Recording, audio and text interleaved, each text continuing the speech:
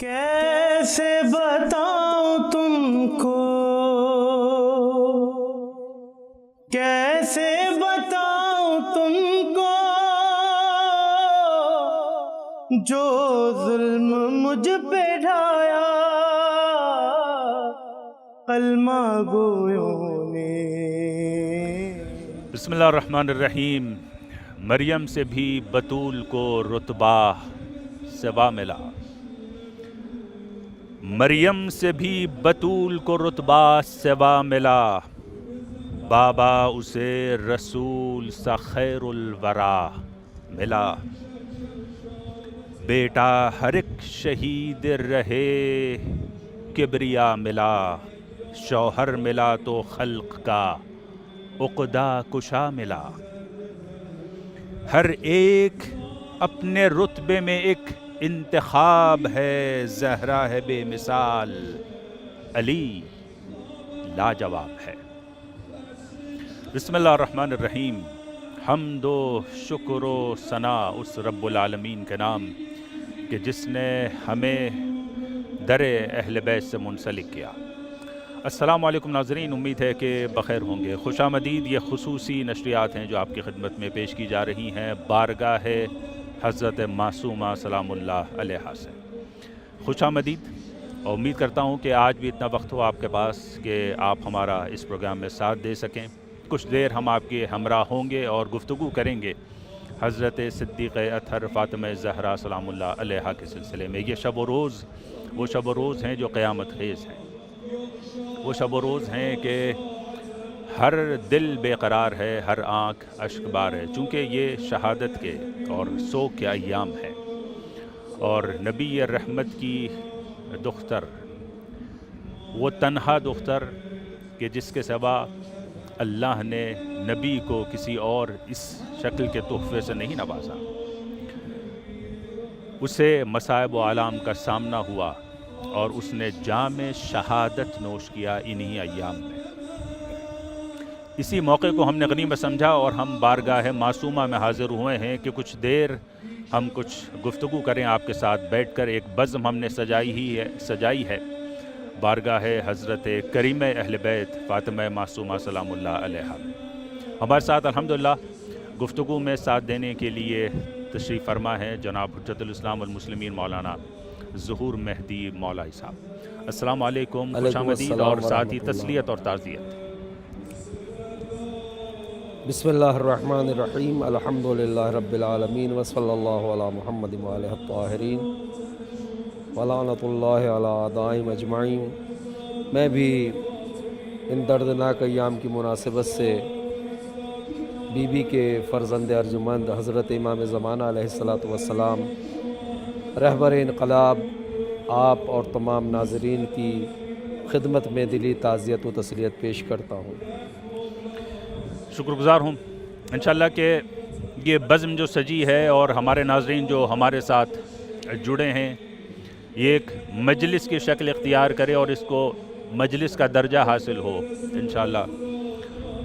کوشش ہم یہ کر رہے ہیں کہ کچھ گوشے سیرت طیبہ کے یہاں پر ناظرین کے لیے پیش کیے جائیں، میں سنوں، ناظرین سنیں آپ کی زبانی، کہ ہمارے لیے یاد دہانی اور تذکر کا بھی ایک عنوان ہو، اور ایک طرح سے خود ہمیں متوجہ بھی کرے ہمیں اپنی ذمہ داریوں کی جانب۔ وہ گوشے یا وہ پہلو جب ہم حضرت صدیقہ کا ذکر کرتے ہیں، وہ نمایاں ترین پہلو کون سے ہیں جو فوراً ذہن میں آتے ہیں؟ بہرحال کئی حیثیت سے اور کئی جہاز سے آپ نے زندگی گزاری ہے۔ ایک حیثیت آپ کی حضرت مرسل اعظم کے لیے تھی، ایک حیثیت آپ کی تھی حضرت علی مرتضیٰ کے لیے، اور ایک حیثیت تھی اپنے بچوں کے لیے جیسے۔ تو اس حوالے سے میں آپ کی زبانی سننا چاہوں گا۔ چوتھی حیثیت خود امت کے لیے بھی، خود امت کے لیے بہت اہم پہلو ہے، تو اس کو اگر ہم اس وقت ہم بیٹھ کر اپنی گفتگو میں شامل کریں تو بہت بھلا ہوگا، بہتر ہوگا۔ جی، آپ کی پہلی حیثیت ایک بیٹی کی حیثیت ہے، چونکہ آپ کائنات کے عظیم المرتبت باپ کی بیٹی ہیں۔ وہ باپ جو کائنات کا سب سے عظیم باپ ہے، اللہ کا سب سے بڑا رسول ہے، اللہ کا سب سے بڑا نبی ہے، اور اللہ کے دین کا سب سے بڑا مبلغ ہے، اور اللہ کے بندوں کے لیے سب سے بڑا ہادی اور رہنما ہے، آپ اس کی بیٹی ہیں۔ ظاہر ہے ایسا باپ ہے تو اس کی ذمہ داریاں بھی سب سے بڑی ہیں، سب سے زیادہ ہیں، اور جتنی عظیم ذمہ داریاں ہیں اسی اعتبار سے اسے بڑے بڑے مصائب کا سامنا ہے، اور وہ خود ماں کی شفقت سے، باپ کی شفقت سے محروم ہے، اور بظاہر پورے مکے میں اس کے اتنے کم اپنے ہیں کہ جنہیں انگلیوں پہ گنا جا سکتا ہے۔ ایسے میں جو ذات سب سے زیادہ اس رسول سے، اس نبی سے، کائنات کے اس عظیم باپ سے سب سے زیادہ قریب ہے، وہ ایک بیٹی کی ذات ہے جسے فاطمہ کہا جاتا ہے۔ فاطمہ نے بیٹی کے عنوان سے اللہ کے اس سب سے محبوب رسول کے ساتھ کیا برتاؤ کیا ہے، کس طرح سے اس باپ کی خدمت کی ہے، وہ تاریخ میں ثبت و ضبط ہے۔ اس کا مطالعہ آج بھی کائنات کی بیٹیوں کے لیے آئیڈیل ہے، نمونہ عمل ہے۔ کتنی خدمت کہ جو باپ کے سائے سے محروم تھا جب دنیا میں آیا، ماں کا سایہ بھی بہت زیادہ اس رسول کے سر پہ نہیں تھا، ماں کی شفقت بھی جسے نصیب نہیں ہوئی، اس بیٹی نے اپنے باپ کے لیے وہ خدمت انجام دی، وہ محبت کی اپنے باپ سے، وہ ہمدردی کی کہ وہ باپ کہتا ہوا نظر آتا ہے یہ بیٹی نہیں میرے لیے ماں کی حیثیت رکھتی ہے۔ تو کہہ سکتے ہیں کہ آپ کی ذات والا صفات میں جو سب سے نمایاں پہلو ہے وہ مادرانہ پہلو ہے، یعنی اپنے بچوں کے لیے بھی مادر ہیں اور اپنے باپ کے لیے بھی مادرانہ پوری کردار ادا انسانیت کے کیا ہے، لیے، پوری انسانیت کے لیے جو ہے مادرانہ کردار رکھتی ہیں۔ جی ایسی زندگی، اور صرف یہی نہیں کہ جناب سیدہ ام ابیہا اپنے باپ کے لیے ایک ماں جیسا کردار پیش کرتی ہیں، ماں جیسی شفقت، ماں جیسی ہمدردی، ماں جیسی دلسوزی، یعنی اس بیٹی سے رسول اللہ کو مامتا کی خوشبو محسوس ہوتی تھی۔ صرف ان کے لیے نہیں بلکہ جناب خدیجۃ الکبریٰ سلام اللہ علیہا کو بھی اس بات کی سزا عرب سماج نے دی، چونکہ وہ رسول اللہ کی زوجہ تھی، شریک حیات تھی، تو جن مصائب کا سامنا رسول اللہ کو تھا اتنا ہی مصائب کا سامنا تقریباً حضرت خدیجۃ الکبریٰ کو بھی تھا، سلام اللہ علیہ۔ چونکہ آپ رسول اللہ سے منسوب تھی۔ جس طرح سے قریش نے رسول اللہ کا بائیکاٹ کیا، اسی طرح سے حضرت خدیجہ کو بھی اس کی سزا دی کہ آپ نے اتنے لوگوں کے درمیان، اتنے مالداروں کے ایسے اشراف یہاں پائے جاتے ہیں مکے میں، ان سب کو چھوڑ کے یتیم عبداللہ کو کیوں اپنایا، اس بات کی سزا دی اس سماج نے۔ تو جناب خدیجہ بھی پورا قبیلہ رکھتے ہوئے پورے عرب میں ایک مشہور معروف پاک و پاکیزہ باعزت خاتون ہوتے ہوئے جب رسول اللہ سے منسوب ہوئی تو تنہا اور وحشت کا شکار تھی، اور جہاں دنیا کی ہر عورت کو سہارے کی ضرورت ہوتی ہے، اور قریش کا بھی یہ طریقہ تھا کہ خاندان قریش میں جس عورت اور جس خاتون پہ بھی یہ وقت آتا تھا وہ خود بخود اس کی مدد کے لیے جایا کرتی تھی، لیکن جناب خدیجہ کے یہاں وقت ولادت قریب آیا، آپ نے کمک کی درخواست بھی کی، آپ نے پیغام بھی بھجوایا کہ مجھے تمہاری مدد کی ضرورت ہے، بائیکاٹ، کہ تم نے ہم سب کو نظر انداز کر کے یتیم عبداللہ، یتیم آمنہ کو کیوں منتخب کیا، بائیکاٹ کیا، کسی نے مڑ کے بھی نہیں دیکھا۔ ایسے موقع پہ جو بالکل تنہائی کا عالم تھا، اللہ نے کتنا بڑا انتظام کیا، 4 کائنات کی مقدس بیویوں کو بھیجا۔ اچھا وہ منتخب خواتین ظاہر ہے ہر وقت نہیں رہ سکتی تھی، ولادت ہوتی ہے بیوی کی وہ رخصت ہو جاتی ہے، اب پھر تنہائی ہے، ایک تو گھر کی مصروفیت اور اس بچی کی پرورش کی مصروفیت، اور ادھر سے مکمل بائیکاٹ عورتوں کی طرف سے. اس وقت اس بچی نے جناب خدیجہ کے لیے بھی مادرانہ کردار پیش کیا ہے. مونس و ہمدم قرار پائیں. ہمدم قرار پائیں تنہا، یعنی صرف باپ کے لیے مادرانہ کردار پیش نہیں کیا ہے بلکہ اپنی ماں کی دلجوئی بھی، بیٹی بن کے ماں کی بھی دلجوئی کی ہے. اکثر جناب خدیجۃ الکبریٰ جب گھبرا جایا کرتی تھیں، وحشت محسوس کرتی تھی، تنہائی محسوس کرتی تھیں، تو یہ بچی باقاعدہ گفتگو کرتی تھی. اسی لیے آپ کا ایک لقب محدثہ ہے، یعنی حالت حمل ہی میں آپ اپنی ماں کو تسلی دیا کرتی تھی. بات کی بات تو ہے ہی، خود ان بیویوں کے نازل ہونے سے پہلے بھی ہم کلام ہوتی تھیں ہم اپنی ماں کلام سے. ہوتی تھی. محدثہ یعنی گفتگو کرنے والی. آپ دلجوئی کرتی تھیں. مختلف مقامات پہ نقل ہوا ہے، ایک مرتبہ ایسا ہوا کہ رسول اللہ نے یہ محسوس کیا خدیجۃ الکبریٰ کسی سے باقاعدہ محو گفتگو ہے اور اس گفتگو سے سکون محسوس کر رہے ہیں، لذت حاصل کر رہی ہیں. آپ نے پوچھا خدیجۃ الکبریٰ خلوت میں تم کس سے محو کلام ہو؟ کوئی بھی نہیں ہے، کس سے گفتگو؟ آپ نے فرمایا یہ مولود جو میرے شکم میں ہے یہ مجھ سے اکثر گفتگو کرتا ہے. ظاہر ہے اس وقت تک معلوم نہیں تھا یہ بیٹا ہے یا بیٹی ہے. رسول اللہ نے فرمایا اللہ نے بشارت دی ہے کہ تمہارے شکم میں جو مولود ہے وہ ایک بیٹی ہے اور اس سے میری نسل چلے گی اور میرے دین کے آئمہ اس سے پیدا ہوں گے جو اس دین کو قیامت تک لے جائیں گے. تو یہ مادرانہ کردار ہے. یہ اپنے باپ کے لیے بھی ماں کا کردار پیش کرتی ہے اور اپنے ماں کے لیے بھی ماں کا کردار پیش کرتی ہے. اپنے بچوں کے لیے بھی، امت کے لیے بھی، امت کے لیے بھی مادرانہ کردار ہے. ساری رات، ہفتے کی راتوں میں جو سب سے اہم رات ہے شب جمعہ ہے. انبیاء کے یہاں بھی شب جمعہ کو بہت محترم شمار کیا گیا. اللہ سے قریب ہونے کی بہت زیادہ اہم رات ہے. یوں تو اللہ سے ہر وقت آدمی قریب ہو سکتا ہے لیکن شب جمعہ میں اللہ سے قربت کے زیادہ مواقع فراہم ہوتے ہیں. مثلا حضرت یعقوب سے ان کے بچوں نے یہ کہا ہمارے لیے اللہ سے استغفار کیجئے، تو آپ نے شب جمعہ کا انتظار فرمایا. ایسی عظیم رات میں امام حسن مجتبیٰ فرمایا ساری رات میری مادر گرامی دعا کرتے ہیں، تو پڑوسیوں کے لیے، امت کے لیے، اللہ کے بندوں کے لیے ساری رات آپ نے ایسی مقدس شب میں دعائیں فرمائی، تو اللہ کے بندوں کے لیے، انسانیت کے لیے. آخر میں امام حسن مجتبیٰ نے بالکل جب شب ڈھل چکی اور صبح سے قریب ہوئی یہ گھڑیاں، تو آپ نے سوال فرمایا مادر گرامی آپ نے سب کے لیے دعا کی ہے، آخر ہمارے لیے کب دعا فرمائیں گی؟ تو آپ نے فرمایا پہلے دوسروں کے لیے دعا کرنا چاہیے، اللہ کی مخلوق کے لیے، گھر کی نوبت تو بعد میں آئے گی. اتنی عظیم مادرانہ کردار.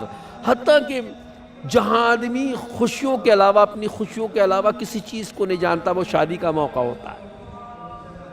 شادی کا موقع ہوتا ہے، گھر والے بھی یہ چاہتے ہیں، دوسرے لوگ بھی یہ چاہتے ہیں کہ دولہا اور دلہن اپنی خوشیوں میں مگن رہے اور کوئی نہ ٹینشن نہ ہو. ان کے کھانے کا خیال رکھا جاتا ہے، آرام کا خیال رکھا جاتا ہے، ہر بات کا خیال رکھا جاتا ہے.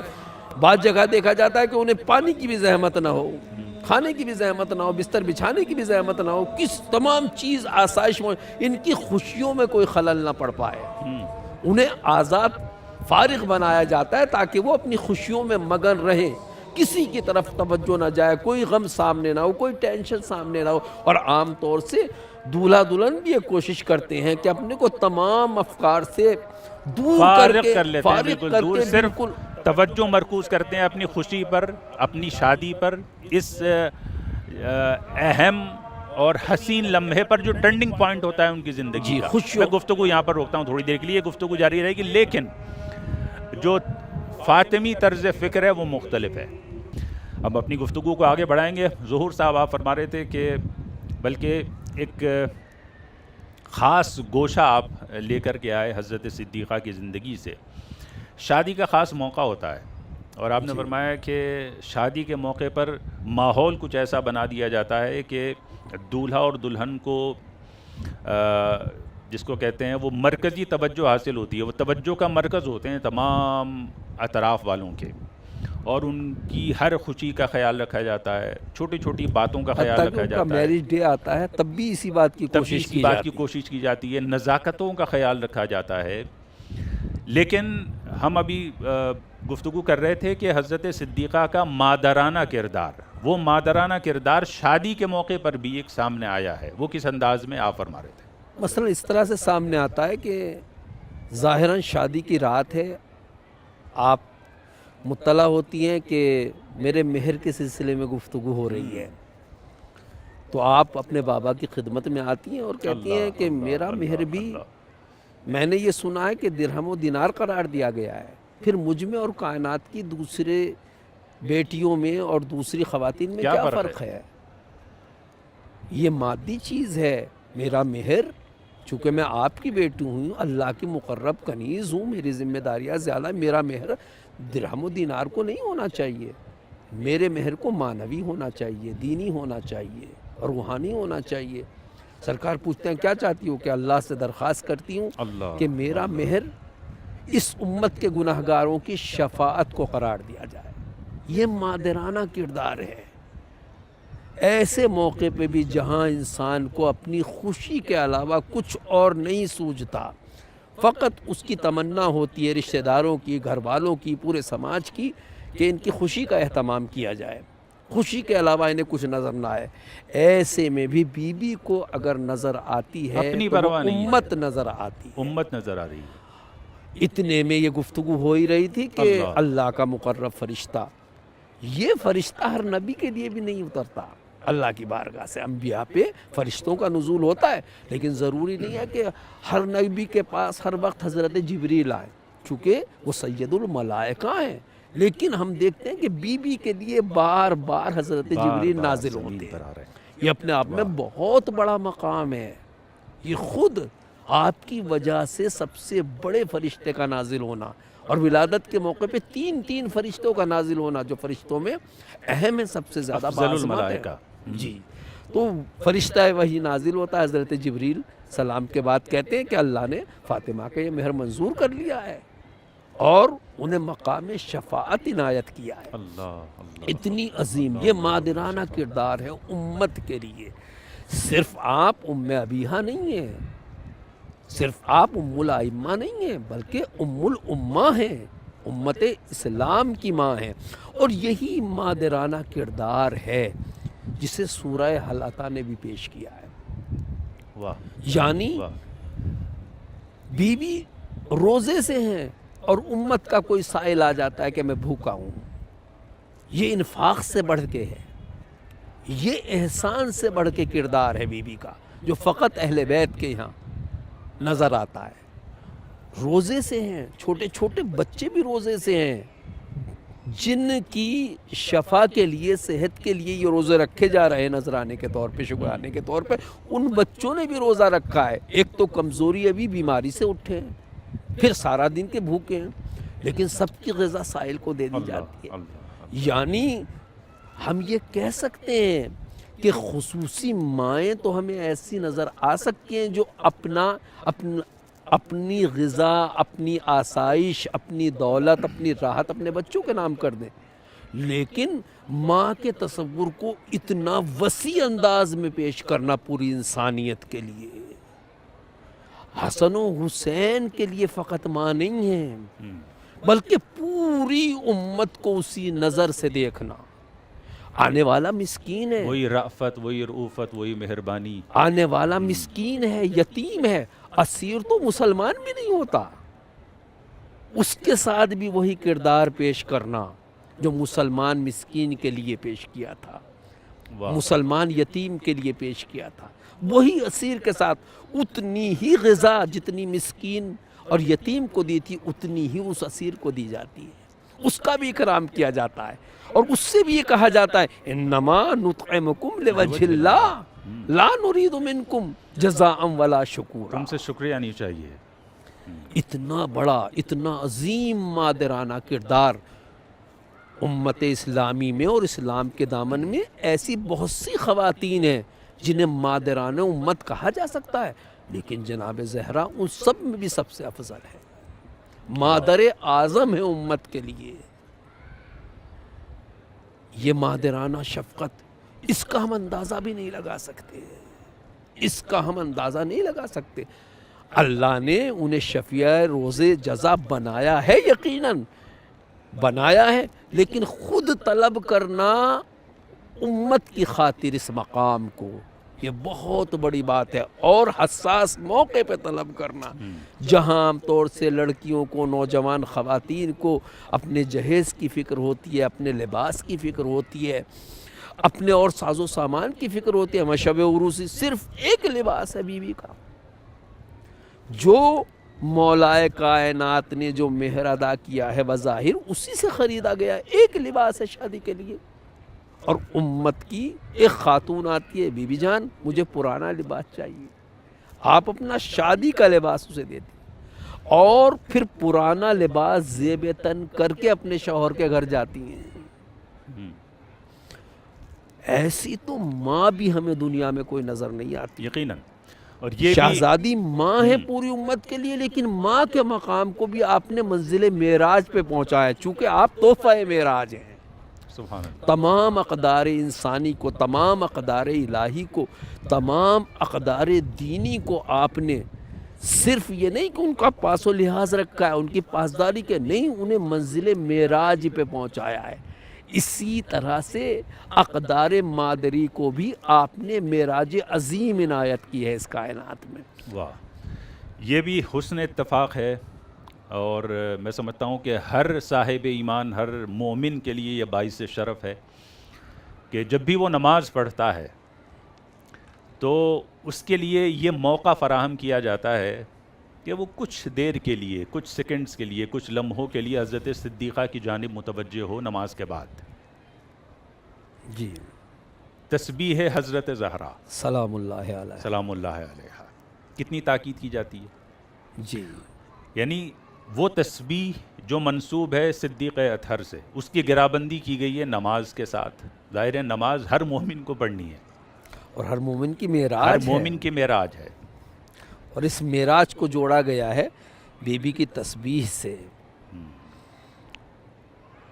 واقعاً پوری زندگی بی بی کی معراج ہے، تمام قدر بحد عروج پائی جاتی ہیں، کتنی عظمتیں ہیں جو بی بی کی وجہ سے جنہوں نے عروج حاصل کیا ہے۔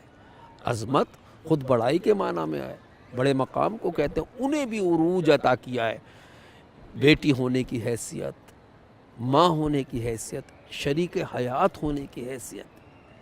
مولائے کائنات علیہ الصلوۃ والسلام کی ذات رسول اللہ کے بعد سب سے بڑی ذات ہے، اور رسول فرماتے ہیں اگر علی نہ ہوتے تو میری فاطمہ کو ہمسر میسر نہ ہوتا، نہ آدم نہ غیر آدم، ان کی ہمسری کوئی نہیں کر سکتا تھا۔ قدر زوجیت کو کتنا بلند کیا ہے، کتنا بلند کیا ہے۔ شوہر سے کبھی ایسا سوال نہیں کیا جس سے انہیں زحمت ہو، وہ مشقت میں مبتلا ہو جائے۔ خود شوہر کہتے ہیں بیوی تم نے نہیں کہا، تم نے کیوں نہیں مجھ سے یہ تقاضا کیا کہ نہیں، مجھے ڈر لگتا ہے کہ میں ایسی چیز کا مطالبہ کروں جس سے تمہیں زحمت ہو یا اللہ کی رضا کے خلاف ہو، مشقت میں پڑ جاؤ۔ اور مولا فرماتے ہیں کہ کبھی فاطمہ نے مجھے غضبناک نہیں کیا، غضبناک نہیں کیا۔ جبکہ زندگی بہت زیادہ گشائش والی زندگی نہیں ہے، ایسی زندگی نہیں ہے کہ جس میں دولت کے دریا بہہ رہے ہوں یا نعمتوں کے دریا بہہ رہے ہوں، نہیں، پوری امت کی پناہ گاہ ہے یہ گھر۔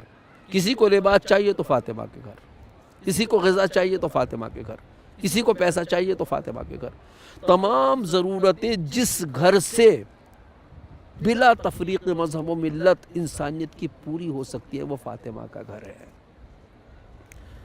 فخر کے عالم میں خود زندگی گزارتی ہے، کبھی ایسا نہیں ہوا کسی بھی سائل نے کسی بھی طرح کا سوال کیا ہو اور فاطمہ نے اس کے سوال کو پورا نہ کیا ہو، چاہے آپ کو فاقہ کرنا پڑا ہو، چاہے آپ کو پرانا لباس پہننا پڑا ہو، چاہے آپ کو بچوں کو بھوکا سلانا پڑا ہو۔ یہ تمام مادی اور معنوی مشکلات کی پناہ گاہ تھا یہ گھر۔ ایسا نہیں کہ اس گھر میں نعمتوں کی ندیاں بہ رہی ہوں یا دولت کی فراوانی ہو، نہیں، مشکلات میں گھرا ہوا گھر تھا، چونکہ تمام کائنات کے لیے مشکل کشا تھا، سب کی ضرورتیں یہاں سے پوری ہوتی تھی، اور ان ضرورتوں کو پورا کرنے کے لیے اس گھرانے کو بالخصوص حضرت زہرا سلام اللہ علیہ کو صرف انفاق نہیں، صرف احسان نہیں، ایثار کرنا پڑتا تھا۔ اس ایثار کی گواہی قرآن نے دی ہے، یؤثرون علی انفسہم، وَلَوْ كَانَ بِهِمْ خَصَاصَةٌ، چاہے خود سخت ضرورت ہو، سخت ضرورت ہو۔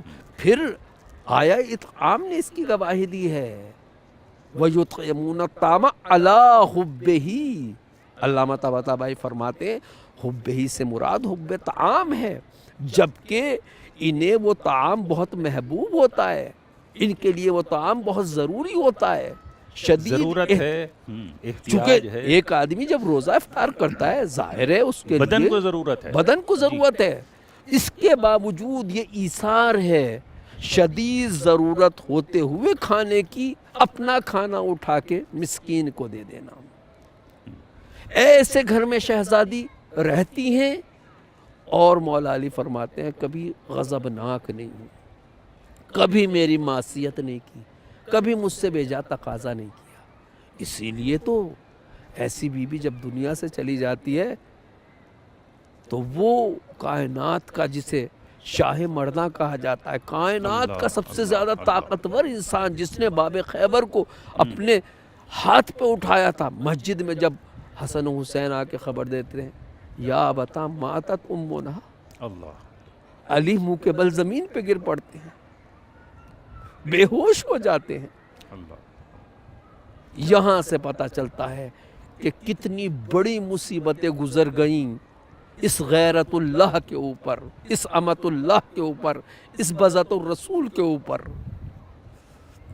اتنے مصائب برداشت کرنے کے بعد بھی امت کی نجات، امت کی ہدایت، امت کی عاقبت بخیری کی فکر لاحق تھی سیدہ زہرا کو۔ آپ کا خطبہ فدکیہ ہو یا وصیت نامہ ہو یا دوسرے تعلیمات ہوں، ان سے یہ باقاعدہ یہ فکر اور یہ بات نمایاں ہے۔ آج بھی امت کے لیے سب چیزیں اس کے سامنے ہیں، لہٰذا امت کو درس حاصل کرنا چاہیے، اور بی بی کی معرفت واقعاً حاصل کرنا چاہیے، اور سمجھنا چاہیے کہ اہل بیت طاہرین نے بالخصوص بیت حضرت زہرا سلام اللہ علیہ نے کتنی قربانیاں اس دین کے لیے، انسانیت کے لیے دی ہیں، اور جس قربانیوں کا جو سلسلہ سرکار رسالت مآب صلی اللہ علیہ وآلہ وسلم اور حضرت خدیجۃ الکبریٰ سلام اللہ علیہ سے شروع ہوا تھا، جناب سیدہ تک آیا، اور پھر وہ قربانیوں کا سلسلہ آج تک چلا آ رہا ہے، اور صرف قربانیوں کا وہ سلسلہ نسل حضرت صدیقہ طاہرہ، نسل مولا کائنات تک محدود نہیں ہے، بلکہ جو بھی ان کی اطاعت کرنے والا ہے، جو بھی ان کی پیروی کرنے والا ہے، اس تک بھی یہ سلسلہ پہنچا ہے، اسے بھی جام بلا پینا ہے، یقیناً۔ لہٰذا بی بی کے ایثار کا سلسلہ، بی بی کے خدمات کا سلسلہ، بی بی کے ہدایات کا سلسلہ، بی بی کے احسانات کا سلسلہ، بی بی کا مادرانہ اخلاق آج بھی جاری و ساری ہے، بس امت کو محسوس کرنے کی ضرورت ہے۔ الحمدللہ، اور امت کو محسوس کرنے کی ضرورت ہے، اس کے لیے انتظام کر دیا ہے شارع نے۔ وہ جیسا کہ میں نے کچھ دیر قبل عرض کیا کہ تسبیح کی گرابندی کی گئی ہے نماز سے، یعنی سبحان 5 اللہ، مرتبہ خصوصیت کے ساتھ مومن کو متوجہ کیا جا رہا ہے فاطمہ کی طرف۔ سبحان اللہ، سبحان اللہ۔ یعنی اگر دیکھا جائے نماز میں تو صرف 2 ذوات کا نام لیا جاتا ہے، ٹھیک ہے، ہم صلوات بھیجتے ہیں، اللہم صلی علی محمد و آل محمد، پیغمبر کا نام نامی ہے، اور اس کے ساتھ اگر نماز سے جڑا ہوا کوئی دوسرا نام ہے تو حضرت صدیقہ کا ہے۔ یہاں پہ ایران میں رائج ہے کہ جیسے ہی نماز ختم ہوتی ہے فوراً جو مکبر ہے، جو تکبیر کہتا ہے نماز کے لیے، وہ کہتا ہے تسبیح حضرت زہرا سلام اللہ علیہ، سبحان اللہ، سبحان یعنی اللہ۔ فوراً یہ نام آتا ہے حضرت صدیقہ کا، اور کم سے کم دن میں 5 مرتبہ یہ مومن اس نام کو سنتا ہے، اس کو محسوس کرتا ہے کہ اس وقت میں جا رہا ہوں وہ عمل کرنے جو صدیقہ کیا کرتی تھی۔ یقیناً یقیناً ہر نماز کے بعد. یہ باعث شرف ہے، اور امید کرتا ہوں کہ خداوند سبحان ہمیں یہ توفیق دے کہ یہ جو شرف ہمیں ملا ہے اس کا پاس و لحاظ رکھ سکیں، الہی آمین. اس کے تقاضوں کو پورا کر سکیں. آخر میں دعا.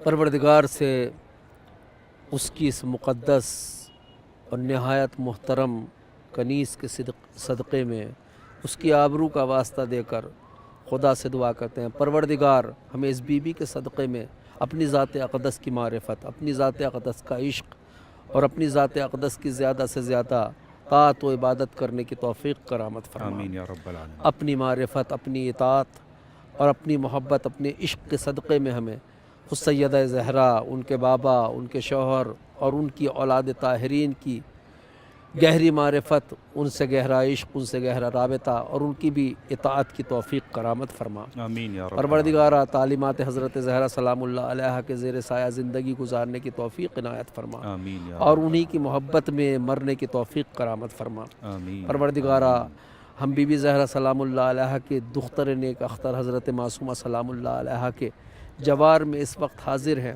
پروردگارہ دنیا میں ہمیں حضرت زہرا سلام اللہ علیہا کی نسل سے جو 12 امام ہیں اور جو دیگر اولاد طاہرین ہیں ان کی بامعرفت زیارت اور آخرت میں ان کی شفاعت سے سرفراز فرما. آمین یا رب پروردگارہ تجھے حضرت زہرا سلام اللہ علیہا کے تمام تر فضائل و مناقب اور تمام تر مصائب و شدائد کا واسطہ، یادگار حضرت زہرا اپنے ولی برحق ہمارے ولی نعمت حضرت امام زمانہ علیہ السلام کو مکمل تحفظ عنایت کرتے ہوئے ان کے ظہور مبارک میں تعجیل فرما، تعجیل فرما، تعجیل فرما. ہم سب کو مولا کے سچے غلاموں میں شمار فرما. پروردگارہ حضرت زہرا سلام اللہ علیہا اور ان کی نسل مبارک کی قربانیوں کے صدقے میں جو انقلاب ایران کی سرزمین پر رونما ہوا ہے اور آج پوری دنیا میں وہ پھیل چکا ہے، اس کی برکات پوری دنیا تک پہنچ رہی ہیں، اس کی اور زیادہ نصرت و حمایت فرما. آمین یا رب العالمین. رہبر انقلاب کو اور زیادہ طول عمر عنایت فرما، ان کے توفیقات میں اور زیادہ اضافہ فرما. آمین یا رب پہلے سے زیادہ ان کی نصرت و حمایت فرما. آمین. دشمنان انقلاب اور دشمنان اسلام، دشمنان مسلمین اگر ناقابل ہدایت ہیں تو انہیں اور زیادہ ذلیل و خوار فرما کے جلد از جلد نیست و نابود فرما. آمین یا رب ربنا تقبل منا انک انت السمیع العلیم. السلام علیکم ورحمۃ اللہ علیکم السلام وبرکاتہ. ورحمۃ اللہ. بہت شکریہ ناظرین، آپ کا بے شکریہ، آپ نے توجہ دی اور ہماری ہمراہی کی. کیسے بتاؤں تم کو، کیسے بتاؤں تم کو، جو ظلم مجھ پہ ڈھایا کلمہ گویوں نے. ہے بابا بعد تیرے مجھ کو بہت ستایا کلمہ گویوں نے. آئے تھے آگ لے کر کچھ لوگ گھر کی جانب،